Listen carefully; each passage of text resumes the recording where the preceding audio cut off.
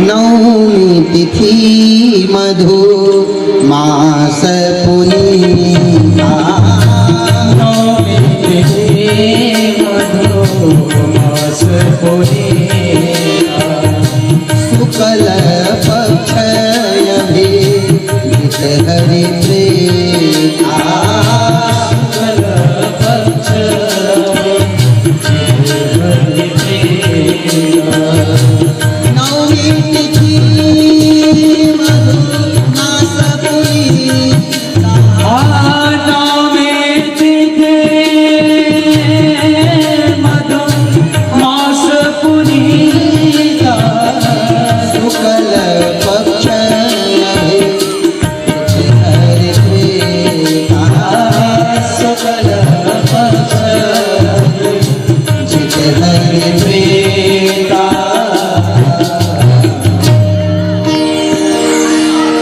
बंधुओं, अब रामचरितमानस में गोस्वामी जी ने सबका बंधन किया।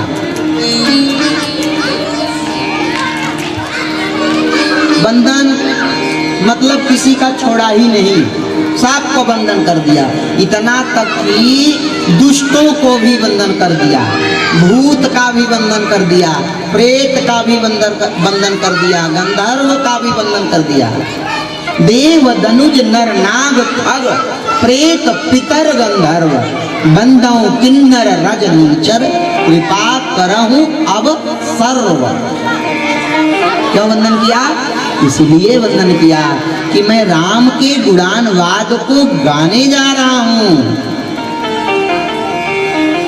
मैं राम के गुणानवाद को गाने जा रहा हूं। आप सभी मेरे ऊपर कृपा करें ताकि राम कथा में कोई विघ्न न पड़े। क्योंकि गोस्वामी जी ने कहा यह सब चरित कहा मैं गाई, मैं गाऊंगा। और किस लिए गाऊंगा? दूसरों के लिए नहीं। भक्तों ने कहा स्वामी जी तब किसके लिए गाएंगे? स्वामी जी ने कहा स्वांत सुखाय तुलसी रघुनाथ गाथा भाषा निबद्ध मति मंजुल मात मोती। मैं अपने अंतःकरण को पवित्र करने के लिए, निर्मल करने के लिए गाऊंगा। और यह कथा अगर आपको प्रिय लगी, भक्तों को प्रिय लगी तो बड़ा अच्छा है, पर मैं अपने सुख के लिए गाऊंगा इस कथा को। सबका वंदन किया। बंधुओं, महाराज दशरथ जी का वंदन किया, जनक जी के परिवार का वंदन किया। जब दशरथ जी का वंदन करने लगे गोस्वामी जी तो आंखों में आंसू आ गए। क्यों? क्योंकि रामचरितमानस में एक पात्र ऐसे दशरथ हैं जो पुत्र का वियोग सहन नहीं कर पाए। और श्रीमद् भागवत महापुराण में एक देवी ऐसी है जो कृष्ण का वियोग सहन नहीं कर पाई। उस देवी का नाम था देवी कुंती महारानी। और कुंती महारानी को जब कान में यह पता चला कि कृष्ण प्रभु अपनी लीला का संवरण करके परमधाम वैकुंठ को चले गए, तुरंत पद्मासन लगाई, वाम के पैर के अंगूठे के तीसरे भाग से योगाग्नि प्रकट हुई और अपने शरीर को जलाकर ध्वस्त कर दिया, दग्ध कर दिया। बंधुओं, बंधहु अवध भुआल सत्य प्रेम जेहि राम बिछुरत दीन दयाल प्रिय तनु तृण इव परिहर। माने संकेत दिया गोस्वामी जी ने कि यह जो पंचभौतिक शरीर है मनुष्य की, दो जगह जीव की आसक्ति होती है, देह और गेह में। देह माने अपनी शरीर, गेह माने अपना घर। तो ये जो पंचभौतिक शरीर देह प्राण ते प्रिय कछु नाही। और राम के वियोग में महाराज दशरथ ने प्राण को छोड़ दिया। जनक जी का जब वंदन किया, बंदहु परिजन सहित बदेहु जाहि राम पद गूढ़ स्नेह। इतना खंड प्रेम था जनक जी का राम जी के प्रति कि देखा राम जी को और गुरुदेव से कह दिए, गुरुदेव इन्हीं विलोकत अति अनुरागा बरबस ब्रह्म सुखई मन त्यागा। मेरा मन इनको देखने के बाद ऐसा लगता है कि शेष में कुछ देख नहीं पाऊंगा इनके सिवा। अखंड प्रेम, अखंड भाव। मेरे भाई बहन, कौशल्या जी का वंदन किया। बंद हूं कौशल्या ऋषि प्राची, बड़ी भाव से वंदन किया। सुमित्रा जी का वंदन किया। कैकेयी महारानी का वंदन किया। भरत जी का वंदन किया। लक्ष्मण जी का वंदन किया। शत्रुघ्न जी का वंदन किया। और जहां जब भरत की चर्चा आती थी तो आंखों में आंसू आ जाते थे गोस्वामी जी के, क्योंकि भरत चरित कर नेम तुलसी जे सादर सुनहि, हो ही राम पद प्रेम अवसि हो ही भव रस विरति। भरत माने भर देने वाला। क्या भर देने वाला? भरत का नाम लेते ही भक्त के हृदय में राम की भक्ति भर जाती है। और राम की भक्ति जिसके हृदय में भर गई, मानो यह भरत जी की कृपा हो गई। भरत जी का वंदन किया। सीता महारानी का वंदन किया। जनक सुता जग जननी जानकी, अतिशय प्रिय करुणा निधान की। ताके जुग पद कमल मनावो, जासु कृपा निर्मल मति पावो। माता जी का वंदन करके कहते हैं, माता जी का वंदन करने से मुझे निर्मल मति मिलेगी। अगर हम भी अपने माता पिता का वंदन करें तो हमें और आपको भी निर्मल मति मिलेगी, इसमें दो राय नहीं है। बंधुओं, जब गोस्वामी जी ने सबका वंदन कर लिया तो आगे बढ़ने लगे, तो गोस्वामी जी को हनुमान जी महाराज की याद आ गई। हनुमान जी का वंदन किया। प्रणमहु पवन कुमार, फल वन पावक ज्ञान घन, जासु हृदय आगार, बसहि राम सर चापधर। हनुमान जी का वंदन किया। तब कपिपति ऋक्ष निशाचर राजा, अंगदादि जे पीस समाजा। ऋक्ष बंदर भालुओं का वंदन किया और वंदन करके कहा कि अधम शरीर राम जिन्ह पाए।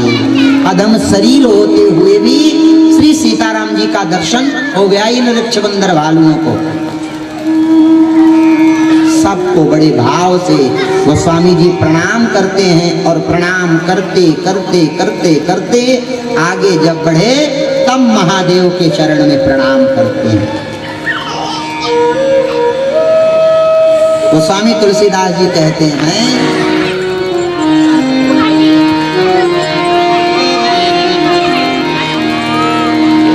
सादर शिवाही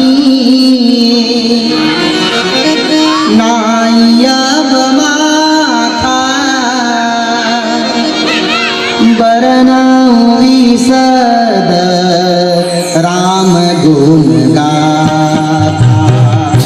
सादर शिवाही नायब माथा, बरनाऊ विशद राम गुण गाथा। सादर शिवाही नायब माथा, सादर शिवाही नायब माथा। देखिए, आप लोग मेरे साथ में चौपाई जरूर गुनगुनाइए। मैं आधी आधी चौपाई बोलूंगा, फिर जब आधा आप बोलेंगे फिर उससे आगे बोलूंगा। इससे क्या होगा, राम कथा का तो पुण्य मिलेगा ही और चौपाई गाने का भी पुण्य मिलेगा। अच्छा, चौपाई गाने से होता क्या है? गोस्वामी जी कहते हैं, सत पंच चौपाई मनोहर, जानी जो नर उर धरे, दारुण अविद्या पंच जनित, विकार श्री रघुवर हरे। तो मेरे साथ में आप सभी गुनगुना लीजिए। ओ सादर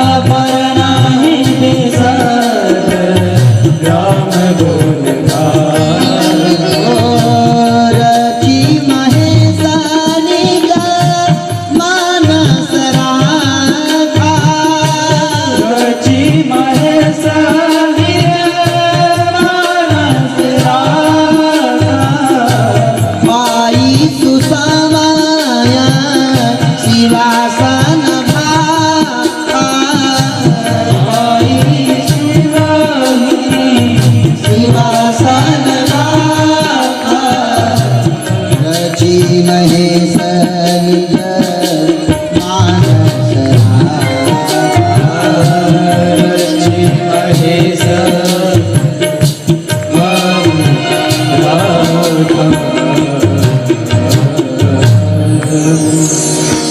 महादेव के चरणों में प्रणाम किया और प्रणाम करके महादेव के चरणों में प्रणाम किया और वहीं से अपने मन को गोस्वामी तुलसीदास जी तीर्थराज प्रयाग लेकर गए। और ध्यान दें, प्रयागराज में जब गोस्वामी जी पहुंचे तो सबसे पहले भक्त का वर्णन किया। कौन भक्त हैं? बोले नाम है भरद्वाज। कहाँ रहते हैं? बोले तीर्थराज प्रयाग में। महाराज भरद्वाज जी की विशेषता क्या है? बोले ये तपसी हैं, समतावान हैं, दया के निधान हैं और परमार्थ मार्ग के बड़े ही सुजान हैं। परमार्थ पथ परम सुजाना। महाराज तीर्थराज प्रयाग में बसते हैं और जब तीर्थराज प्रयाग में 1 महीने माघ का मेला लगता है, सूर्य मकर राशि में प्रवेश करते हैं, अनेकानेक संत 1 महीने तक तीर्थराज प्रयाग में आकर स्नान करते हैं, भगवान की कथा गाते हैं और भगवान की कथा सुनते हैं। बंधुओं, प्रतिवर्ष यह कार्य चल रहा है। अनेकानेक बार संत आते हैं, संत जाते हैं, आते हैं, जाते हैं। त्रिवेणी में स्नान करते हैं जहां मां गंगा, यमुना और सरस्वती विराजमान होती हैं। बंधुओं, एक बार ऐसे ही माघ का मेला लगा, अनेकानेक संतों का पदार्पण हुआ। भरद्वाज जी के आश्रम में आकर समस्त संत जन विश्राम किए और धीरे धीरे धीरे धीरे हरि कथा प्रारंभ हो गई। 1 महीने का जब समय बीता तो समस्त संत जन अपने आश्रम को जाने लगे। मेरे भाई बहन, सभी संतों को भरद्वाज जी ने विदाई दिया। एक संत थे, जब उनको विदाई देने की बारी आई तो उनके चरणों में प्रणाम कर लिया। बोला गुरुदेव, मैं आपको विदा नहीं करना चाहता, मैं आपको विदा नहीं करना चाहता। क्यों? बोले गुरुदेव, मेरे मन में एक संशय है। नाथ एक संशय बड़ मोरे, करगत वेद तत्व सब तोरे। मेरे मन में एक संशय है और इसी संशय की निवृत्ति चाहता हूं। क्या संशय है बताओ? तो संशय बताया, एक राम अवधेश कुमारा, तिन्हकर चरित विदित संसारा, नारी विरह दुख लहे अपारा, भयं रो शरण रावण मारा। प्रभु, मैं जानता हूं कि एक राम जी हैं जो अयोध्या के राजा महाराज दशरथ के पुत्र हैं। उनका विवाह जनकपुरी में हुआ था और जब प्रभु को वन हुआ, उनकी पत्नी का हरण करके रावण लेके चला गया और जब क्रोध आया तो रावण को उन्होंने मार दिया। एक तो ये राम है और दूसरे राम संतत जपहि संभूय विनाशी, शिव भगवान ज्ञान गुण राशि। प्रभु, एक राम जी वो हैं जिन्हें निरंतर महादेव भजा करते हैं, अहर निश 24 महादेव जिनका भजन किया करते हैं, एक तो राम जी हैं और एक राम कौन है? राम नाम कर अमित प्रभावा, वेद पुराण उपनिषद गावा। एक तो राम जी ये हैं, वेद पुराण स्मृतियां जिन्हें नेति नेति कह के गाती हैं। प्रभु, मैं जानना चाहता हूं कि ये राम जी हैं कौन? सरल भाषा में मानो भरद्वाज जी यह कह दिए, एक राम दशरथ कर बेटा, एक राम घट घट पर बैठा, एक राम का जगत पसारा, एक राम है सबसे न्यारा। मानो उन्होंने 4 राम को गिना दिया कि ये 4 राम हैं, और इन्हीं राम में से मैं जानना चाहता हूं कि जो परमात्मा ब्रह्म, गोदुज धेनु देव हितकारी, कृपा सिंधु मानुष तनुधारी, ये राम जी कौन है? राम जी को जानना चाहता हूं। एक बार कबीर दास जी अपने आश्रम में जप कर रहे थे, तब तक एक शिष्य पहुंच गया। अरे महाराज जी प्रणाम, क्या कर रहे हैं? कबीर दास जी ने कहा, भैया राम राम जप रहा हूं। अरे कौन से राम को जप रहे हैं? कबीर दास जी ने कहा, मतलब? बोले महाराज, आप जिस राम को जपते होंगे उनकी तो बात छोड़ दीजिए, मैं 4 राम को जानता हूँ। कबीर दास जी ने कहा, जरा बता। उसने यही उत्तर दिया, एक राम दशरथ कर बेटा, एक राम घट घट कर बैठा, एक राम का जगत पसारा, एक राम है सबसे। कबीर दास जी ने अपने सिर पर हाथ रख लिया। कबीर दास जी ने कहा, एक बात तुम्हें मैं बताऊं? बोले हाँ महाराज। बोले सुनो, जैसे तुमने कह दिया कि राम जी 4 हैं, उसी प्रकार मैं भी कहता हूं कि तेरे भी 4 बाप हैं, तेरे भी 4 बाप हैं। तो तुरंत ही नाराज हो गए। अरे महाराज, आपको शर्म नहीं आती? आप साधु होके कहते हो मेरे 4 बाप हैं। बहुत नाराज हुआ। महाराज ने कहा, सुन तो लो कि तेरे 4 बाप कौन कौन से हैं। बोले महाराज बताओ। कबीर दास जी ने कहा, एक बाप तेरे चाचा का भाई,